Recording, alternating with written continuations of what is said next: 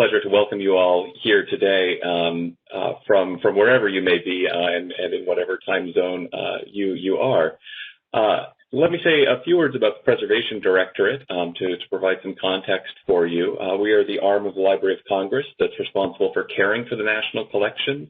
Preservation encompasses about 200 staff and about 40 to 50 contractors in 4 different divisions. And we work across the entire life cycle of the collections to make sure that they remain available. The Library of Congress's mission is to provide a enduring and universal collection of knowledge and creativity to support Congress and the American people. And we take our guidance from the words enduring and universal. And an important part of our work is to make sure that the collections don't simply continue to exist, but that they remain available for use in the myriad of ways that people use historic collections, and also to make sure that we take care of all the different formats that knowledge has been recorded in. Photographic conservation is an important part of that and an important part of the collection. So it's a pleasure to be able to today focus on this very particular and important part of our work. There are a couple of other things about this presentation that are, I think, notable and that make me proud to be able for us to offer it today. One is that it highlights our relationship with the architects of the Capitol. We have a close working partnership in maintaining the library's storage facilities, the sites where we hold our exhibitions and host our researchers. And of course, this week we are, I hope you will all join me in thinking of the architect of the Capitol, who is doing diligent work to recover from the damage done to our Capitol building on January 6th. This presentation also allows us to shine a little light on a fellow government staffer and to bring you some images of the Capitol building taken during another time of upheaval in this country, and has something that's taken on, I think, added historical resonance and become very contemporary. Finally, and in some ways the animating purpose of this from where I sit is that this is a wonderful opportunity for us to show you how the research that's required to plan and understand the care of our collections leads to evidence that informs our scholarship and our historical understanding of the collections. Adrienne Lundgren is one of our standouts in this regard. She is a conservator in the Conservation Division, in the Photographic Conservation section, and a past Kluge Fellow at the Library of Congress, one of our highest honors for recognizing and supporting staff scholarship. She has done exceptional work to illuminate our understandings of the library's historic photo collections and our understanding of the uses of photography as a medium. So with that, I will entrust you to her capable hands, and I'm excited to turn this over to her.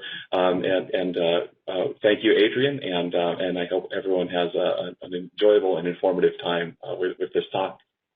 I'm so pleased to be here today to talk to you about the photographs of John Wood, who was employed at the United States Capitol from 1856 to 1864. And I've been working on Mr. Wood for almost 4 years now.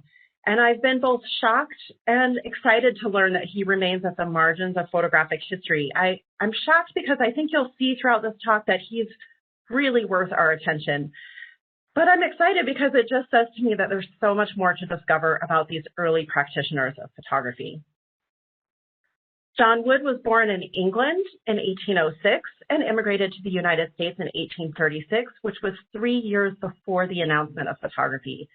His training and his previous profession as a portrait miniature artist is apparent in both his photographic eye, as well as some rare examples of his photographic negatives that are heavily retouched, and we'll take a look at those later.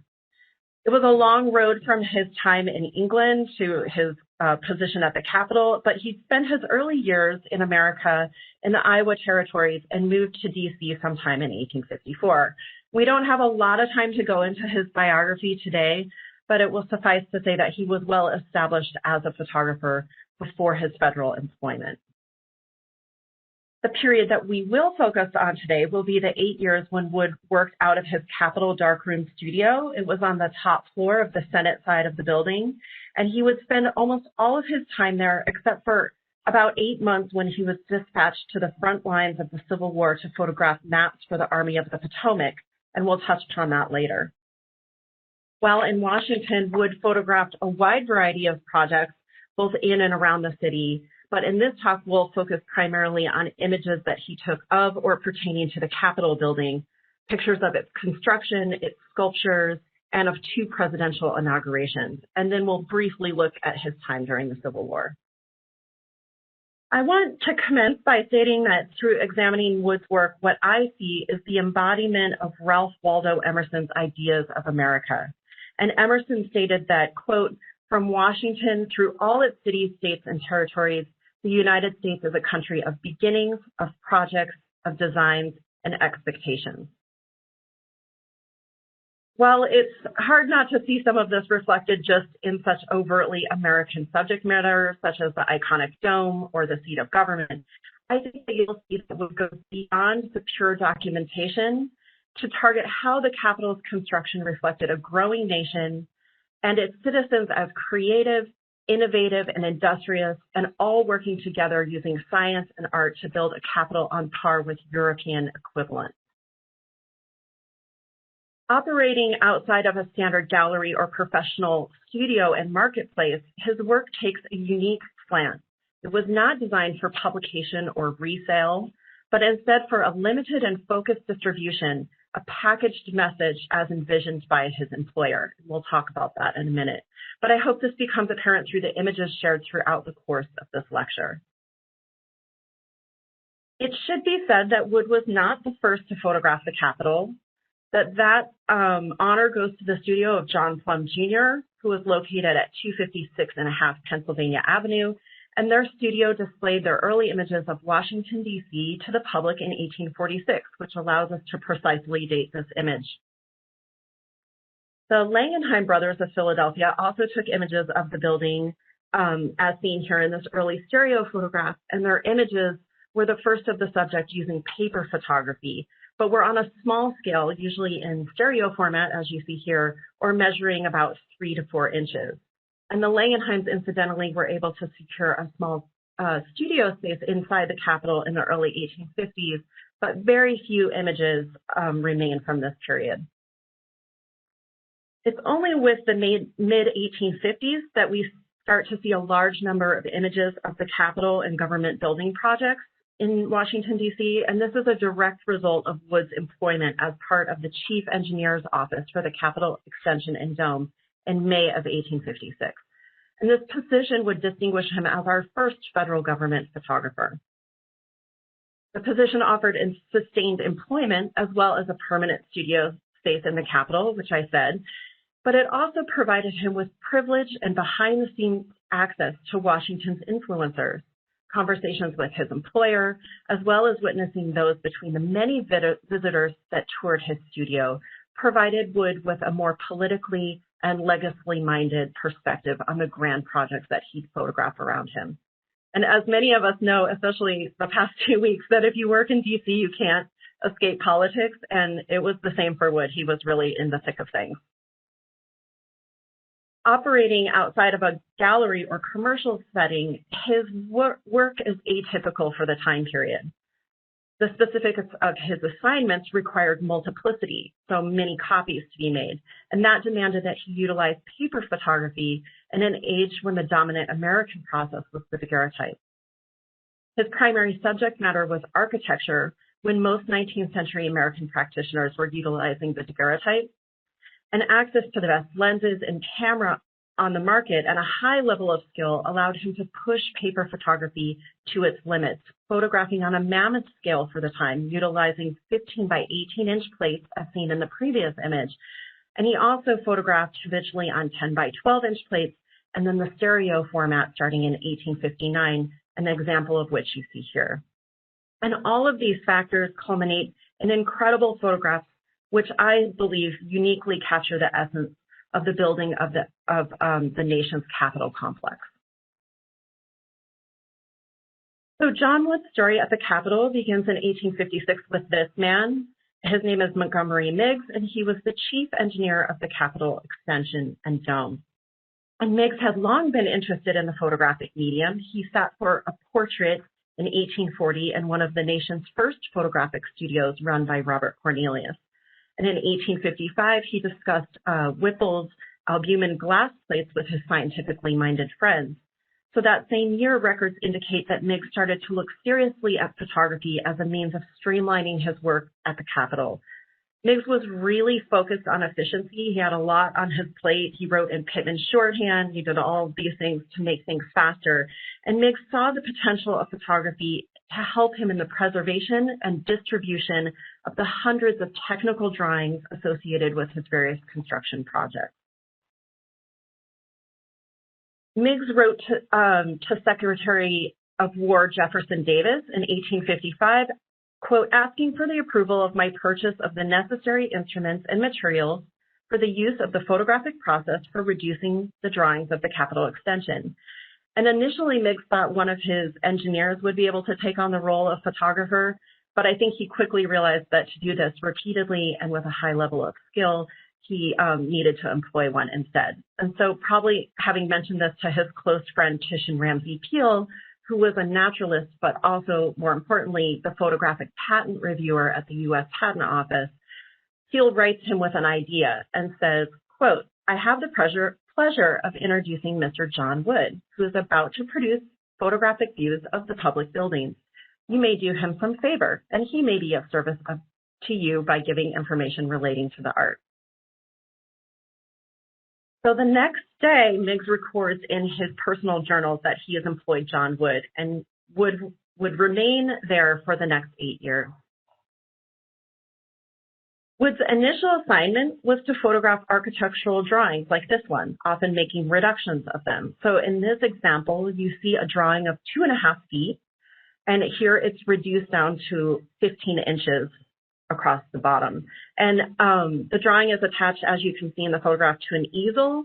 And then we see the floorboards. I'm actually going to get my laser pointer here. You can see the floorboards of his studio and these little wedges that he puts in. Wood's inventory from May to November of 1856, seen here in detail, shows that he produced 80 negatives on 10 by 12 and 13 by 18 inch plates during this period. And most of these early entries are for architectural drawings, but there's the occasional departure where he's taking a couple of photographic views of the building and the city. And also, he has a line in this inventory for the Statue of Freedom, which we'll discuss in a minute, and an entry called Perspective Capitol, which is what we're going to look at next. So in August of 1856, Wood photographed this drawing showing architect Thomas Ustick Walter's vision for the new Capitol dome. And here is a portrait of Walter taken by Wood in 1859. And here you see Wood's copy photograph of that. So much of what I know about Wood comes from Meigs' writings about him, and he discusses Wood's assignments, adhering various prints into his journals alongside his commentary. And regarding this particular example, he states, quote, I have had a photographic reduction made of the perspective drawing of the Capitol and the new dome. It is very beautiful, though I think we can get another, still get another and better one. The first was a little indistinct, and I requested Mr. Wood to try again. Wood photographed this drawing many times. The original drawing was 7 feet long, and he produced multiple photographic reductions of it in varying sizes. And so here you see in this album 2 different sizes adhered in the album, one over the other, so you can see the change in scale. And this had to do with how close or far away the camera was from the original drawing. That allowed him to alter the scale of it.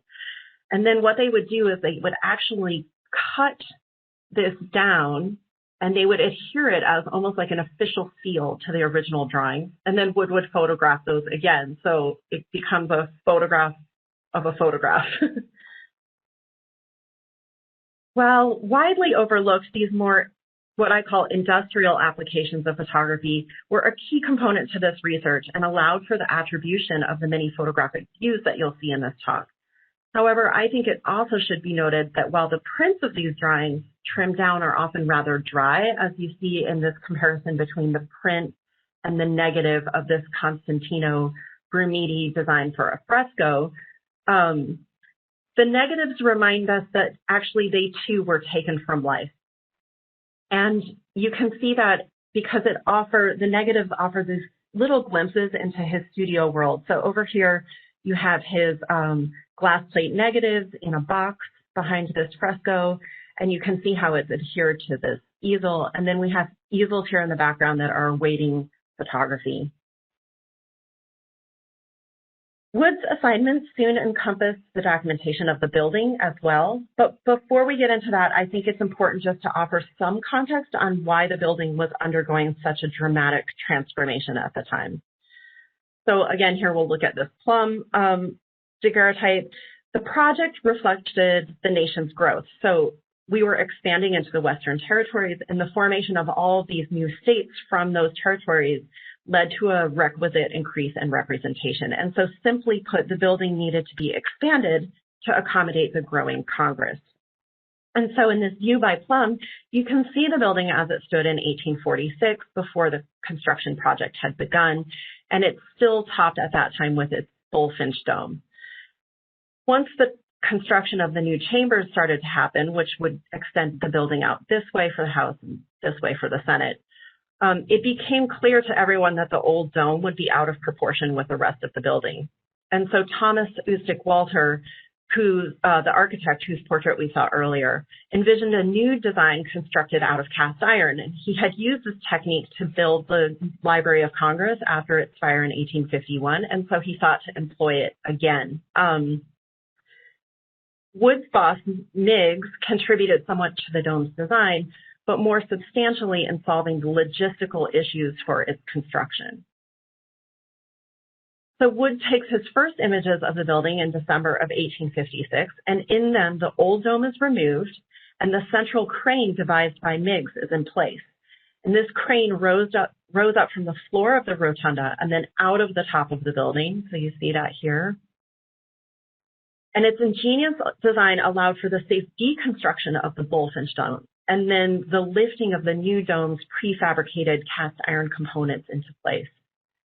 I think that Wood's images, the early images, lack the graphic composition and domineering sense of scale of his later images, I think, as you'll observe, but already he's working on this larger 15 by 18 inch plate.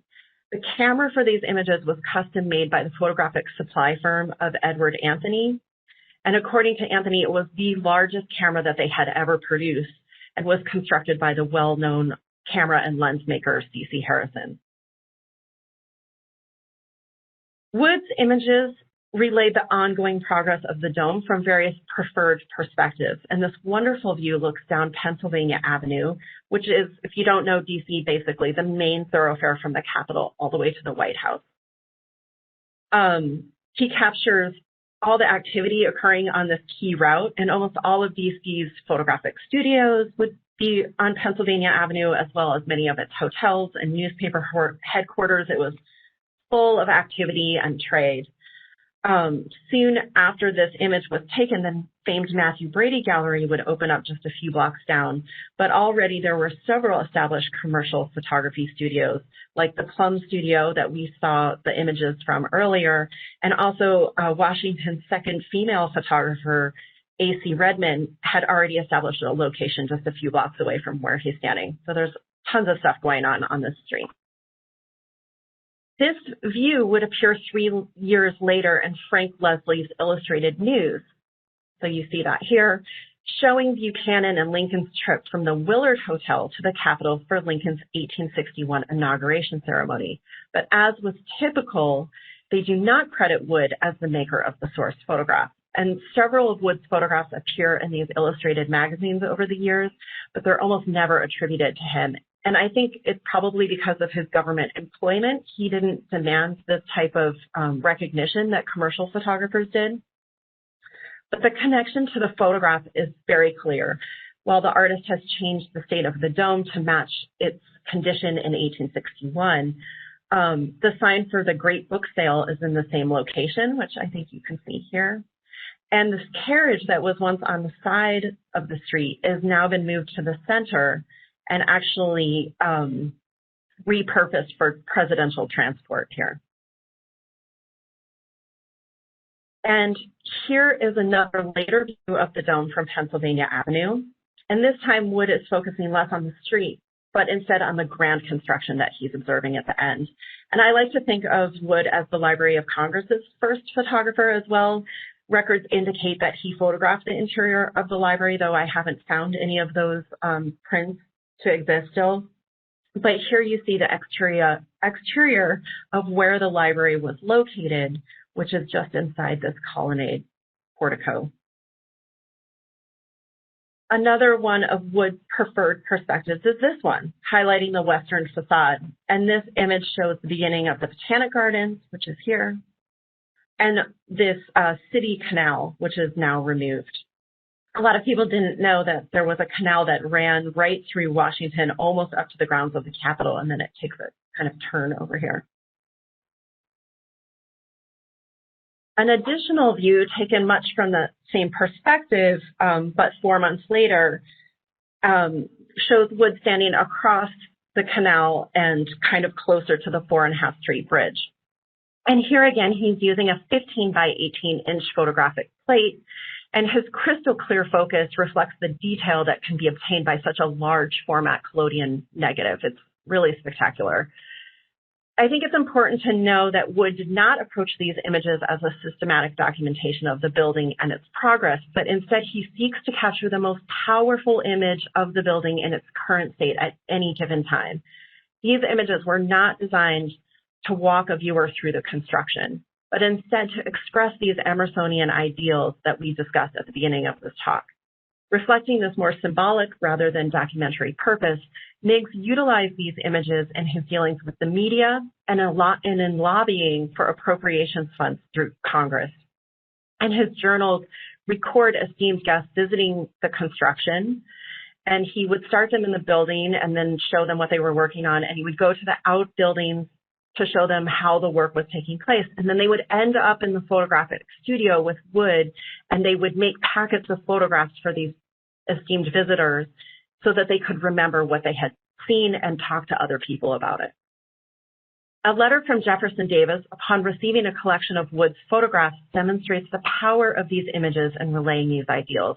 And Davis writes to Meigs saying, quote, "Accept my thanks for the photographs you sent me yesterday. You are not mistaken in supposing that they would be of interest to me. When hereafter I shall revert to my connection with the great building from which they are taken, I shall not fail to remember." Later images after the Civil War commences take a more documentary than thematic stance. And this one, taken at the very start of the conflict, shows the Capitol's transformation into a barracks. And we see that Thomas Crawford's pediment sculpture for the Senate side is right here, entitled America. It's on the Capitol grounds. And we see a small collection of troops on the grounds, which makes it appear that the war had little impact on the daily activities at the Capitol. But by 1862, over 4,000 troops would be housed inside the building, and it would result in terrible conditions. Thomas Ustick Walter would write how there was lice and bedbug infestations throughout the building, and the smell was so bad he had to actually move his office outside of the building because he couldn't take it anymore.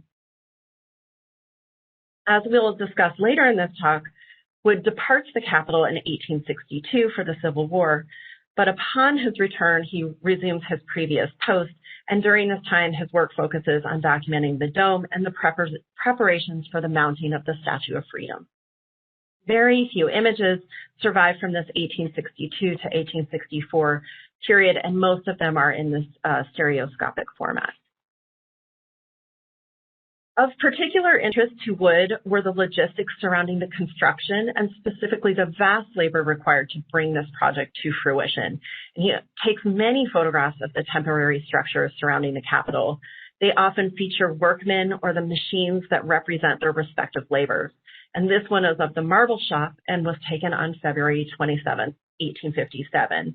And just inside this door here is a giant lathe. And so that's what this is that you see just inside the door. And this lathe was used to cut the Capitol columns into a tapered shape. Wood does a significant number of prints dedicated to the monolithic column, and these columns, a subject of pride to Montgomery Meigs, later became a symbol for the Union of States. So each was cut from a single block, and 100 of these columns would be set into place as part of the new extension. And Wood's images reflect the labor involved in creating and lifting these 14-ton blocks of stone from their transportation that you see here, the cutting in the lathe, to the hand fluting that took place on the Capitol grounds. The laborers, rarely identifiable individually, en masse represent the force of American will and skill. And art historian Makita Best describes one of Wood's later landscapes from the Civil War as a portrait, like an occupational portrait, basically, stating that through the capturing of objects of their trade, Wood offered, quote, a more complex picture of the contribution that these workers make, end quote. And while Best was referring to Army laborers, I think that the recognition of labor and its importance clearly plays out in his early work as well. Within the theme of skill and labor, Wood also provides extensive documentation of key artistic commissions that would adorn the interior and the facade of the building. And Montgomery Meigs was under intense scrutiny regarding these artistic embellishments, and as could be expected, there was pressure to employ the best, but preferably American sculptors and artisans. Thomas Crawford, a young American sculptor living in Rome, was awarded several key commissions, most notably the Senate pediment, as well as the Statue of Freedom, a model of which you see here. And so they're assembling the plaster cast of the statue in the rotunda, and you can see the workmen.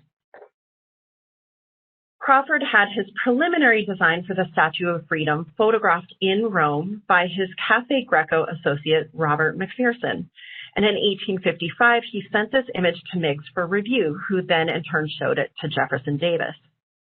Davis objected strenuously to the design due to Crawford's depiction of freedom with a Phrygian cap, and that's this hat that you see on her head right here. This cap, which was worn by French revolutionaries, was related to the headwear worn by freed Roman slaves. And so it's no wonder that Davis would take issue with it, ironically writing, as to the cap, it seems to me its history renders it inappropriate to a people who were born free and would not be enslaved. Why should liberty not wear a helmet? I mean, the irony is just unbelievable, right? But little could Davis have imagined that the manufacture of the final statue would have only been possible due to the expertise of an African-American named Philip Reed. Reed would be enslaved while casting this statue, but he would be a free man by the time that it was set into place on the top of the dome in December of 1863. And if you've never read about Philip Reed, you should read about him because the story is amazing. But the early exchange of images between Meigs and Crawford may have motivated the former to investigate photography's potential, how easily and cheaply information was relayed using this new technology. And so in 1856, Wood photographed Crawford's final design model, which is shown here. And you can see that the cap was in fact altered as per Davis's suggestions. And Wood surely referenced McPherson's images, as the perspective he takes is nearly identical. American sculptor William Reinhardt was also awarded several major commissions at the Capitol. And one such project was to design the two figures for the House of Representatives clock, a Native American figure and a frontiersman holding a rifle. And the design is shown here in this photo montage, where Wood's photographs are cut out and combined with a scaled copy of the drawing reflecting this overall concept. In September of 1857, Wood made several photographs of each of the clock figures from various angles. And 1 month later, he would show these images to the editor of the Photographic and Fine Art Journal in New York. They would remark upon his visit in the journal, writing, quote, excellent photographs of statuary can be taken by almost any photographer, but to give them the exquisite grace and the natural pose requires the artist's skill. These pictures possess these qualities to a greater degree than any photographs we have yet seen. Originally, the photographs looked odd and unresolved. So the plaster models, as you can see over here, they had their elbows kind of floating in midair because they were missing the clock, obviously. And Wood must have really disliked the fact that they looked like this. And so what he did was he addressed the composition by hand painting stones for each view, as you can see in the center image. And this retouching, which is more visible in the negative that you can see over here, hints at his artistic training as a portrait miniature artist. Each image becomes a stunning combination of both photography and painting. And here's another comparison of a print versus the negative, and you can see that he, in fact, is hand painting all of these in individually. These images are from an album from Harvard University that was donated to the university by the architect Thomas Oosterich Walter in 1859. They're amazing prints. Perhaps most notable are Wood's photographs, which document two presidential inaugurations. The James Buchanan inauguration in 1857 was the first time that a presidential inauguration had been documented using photography, and Wood takes two surviving views of that day. An account of his preparatory efforts are preserved in Montgomery Meigs' journals, and he says, quote, "Mr. Wood has been trying some photography process of great speed for the purpose of taking a view of the inauguration. He made a view of the front of the Capitol in which figures are, many of them, quite distinct. This was taken upon collodion, and the men thus taken are those who happened to stand quite still for a moment. It took about 4 seconds." And then after the inauguration ceremony, Meigs writes, quote, "I had erected a stage to take a photograph from. I believe we have succeeded in getting a pretty good view of the ceremony." The second, more distant view shows the platform that Wood was standing on for the first view. So you see that here. Now it's covered with the crowd. These images, while the first of their kind, are just lovely examples of what collodion photography could do. While still requiring long exposure times relative to later film photography, they were at the time touted as instantaneous. And the power of the images comes from the framing, but also the limitations of the technology. By capturing some of the movement, the viewer feels that the scene is not static, but instead an animated expression of the event. 4 years later, Wood was again present to document Lincoln's first inauguration, and all of the surviving images that day were taken by him. He shot them in two formats, 15 by 18-inch plates, as well as smaller stereo views. And standing once again on an elevated platform, 4 of the stereo views show the crowds as they assemble and the stage filling in. And so I'm going to show these in sequence. You can tell the timing of the images, how I sequence them, by observing the shadow as it moves across this front portico here.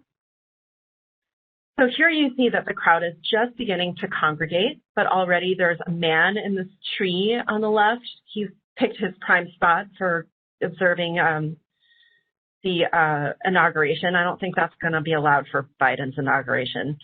And then this was the only stereo view that I found in full. The other ones are only preserved in a half frame.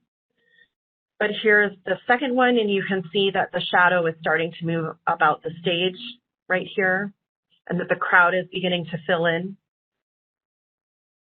And here the crowd has filled in much more substantially, and the men in the trees are more visible. So there's a guy here and a guy here, and the stage is starting to fill in with invited guests. And then in the final view, the crowd is shoulder to shoulder, and Wood is capturing the scene as Lincoln is giving his inaugural address. The scene was described in the newspapers, quote, "The avenue," and it's amazing because it seriously matches this photograph perfectly. They say, "The avenue in front of the portico was thronged with people, the crowd extending to a great distance on either side and reaching far into the Capitol grounds. And every available spot was black with human beings, boys and men clinging to the rails, mounting on fences, and climbing trees until they bent beneath their weight. One crazy individual climbed a tree and getting out on one of those limbs began to deliver an inaugural after his own fashion. And while at the height of his glory, the branch broke and the soaring individual came tumbling to the ground amid the roars of bystanders.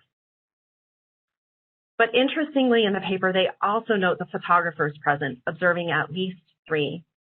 They say, photographers were on the ground to take impressions of the scene. A small camera was directly in front of Mr. Lincoln, another at a distance of 100 yards, and a third of huge dimensions on his right, raised on a platform built especially for the purpose. So Wood on his platform with his large camera is immortalized. Often attributed to Alexander Gardner, we can now say definitively that this print was taken by John Wood. While reproduced without credit in the Illustrated London News, another woodcut engraving published in the Times Weekly Illustrated of London clearly credits him. And here you see that woodcut engraving. At the bottom of this woodcut engraving, the text reads, quote, "The inauguration of the Honorable Abraham Lincoln from a photograph by Mr. J. Wood." And the accompanying text in the article indicates that Miggs was the person that provided them with the print and that Wood was his photographer. The artist obviously has taken some license, converting the almost square format to a more rectangular view, but the elevated perspective is unmistakable, and the men in the trees are reproduced almost in their exact same location. In 1861, with the commencement of the Civil War, Wood's employment would fundamentally change. Construction at the Capitol and around Washington came to an abrupt halt. The money shifted to fund the conflict. And so Montgomery Miggs, his boss, was appointed Quartermaster General of the Union Army, and he had no time to think about his former construction projects. And so Wood was left very much to his own devices during this period. His normal tasks of photographing architectural drawings were no longer a priority, and so he would begin to shift his eye to the capital city's transformation, documenting preparations in and around the city, such as this image of troops at the Capitol. Wood could not escape the pull of the war. His ability to use photography as a reproductive medium would become crucially important in a time where maps were in short supply. And Miggs would recommend him to Major Andrew A. Humphreys, who was chief of the topographical engineers for the Union Army. And Humphreys wrote in March of 1862 requesting that Wood pack all of the necessary photographic supplies in his Capitol studio and remove them to the front lines in the service of General McClellan. Wood prepared an inventory. He packed his supplies onto the backs of 2 horses, and then he left that day. And so here you see a letter from Wood he's on the front lines and he's requesting supplies from his Capitol studio. So he's in the field. And this photograph here is the photographer's tent of the topographical engineers department to which he was assigned. And I've identified this man as most likely being Wood. He was 56 at the time and much older than most of his fellow photographers. And records indicate that Gibson and George Barnard were also with him in this unit at that time, and this is probably George Barnard right here. I said at the beginning of this talk that I was really only going to focus mostly on Wood's work at the Capitol, but I include this small diversion into the Civil War to make the connection between the John Wood of the Civil War and the John Wood of the Capitol, because most of what's known about Wood prior to this research is only that he appears in Alexander Gardner's photographic sketchbook of the war with a small number of co-authored views that he takes with James Gibson, and this is one of them here. They would make these views in Yorktown in 1862, right at the same time of the camp photograph that you saw earlier. The assumption has long been that Wood was part of Gardner's corps of photographers and as such had some sort of connection or employment with the Matthew Brady Gallery, but there's no evidence of this so far. It's clear he would have known them both before the war, as the photographic community in DC was really small, and our records show that he actually visited the Brady Gallery while Gardner was there. Instead, encountering Gardner and Gibson in the field must have just felt like a reminder of home and the prospect of making these collaborative views a welcome diversion. We now know that the Civil War photographer John Wood did not come out of the ether in 1862, never to be heard from again. Instead, we can now connect him to an illustrious career whose extant work offers an incredible look at the construction of one of the United States' most iconic buildings. During the course of this lecture, I've shown you roughly 35 of Wood's photographs, but I've cataloged over 680 of his images, including 130 of his original collodion glass plate negatives. And I estimate I actually have about 400 more to examine. Obviously, this lecture has only scratched the surface of what lies beneath the totality of his work. There's just so much to say regarding this elusive but fascinating guy, and I hope this talk has given you a taste of the incredible images that he produced and has sparked your interest in learning more about him and the story of the nation's capital. I'm working on a book on John Wood, so be on the lookout for it in the next couple of years. And I would just like to thank all the following people who have aided me so much in this research. You've all contributed to key pieces of Wood's story, and thank you to the audience for taking time to listen to me today.